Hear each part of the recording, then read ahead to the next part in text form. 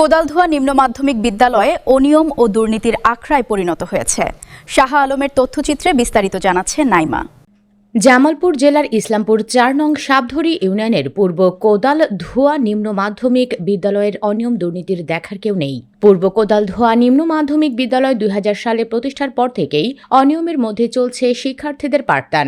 বুধবার দুপুরে সরেজমিনে দেখা যায়, পরে বিদ্যালয়ের প্রধান শিক্ষক আজাদ হোসেনের সাথে বার্তা 24 টিভির প্রতিবেদক সাক্ষাৎ করলে তিনি জানান, স্কুলটিতে ১৩০ জন শিক্ষার্থী ও ষষ্ঠ থেকে অষ্টম শ্রেণী পর্যন্ত পাঠদান চলছে এবং শিক্ষক শিক্ষিকা আয়া দপ্তরি সহ মোট ১৫ জন কর্মরত রয়েছেন।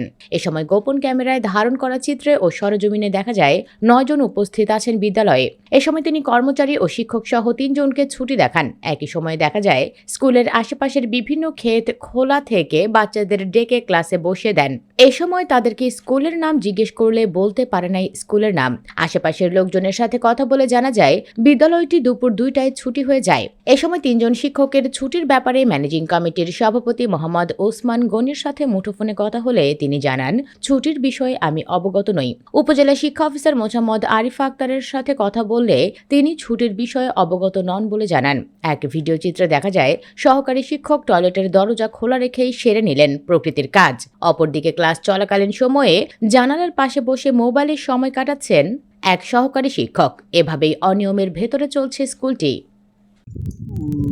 মাস্টারেরা 10টায় আসে, দুইটার জায়গা 10টায় আসে দুইটা জায়গা এই হিসেবে ক্লাসটা সঠিক মতো হচ্ছে না। আচ্ছা, আমরা 4টে, সাড়ে 3টে, সাড়ে 3টে, 4টে বাজে যাই আমাদের। নদী পারাবার তো একটু হয়তো দেখেন যে আমরা 3:40 বাজে গেছে, রওনা দিয়ে জন্ম করতে পারি কিনা আমরা। আক্তার বলছিলেন না শিক্ষা অফিসার?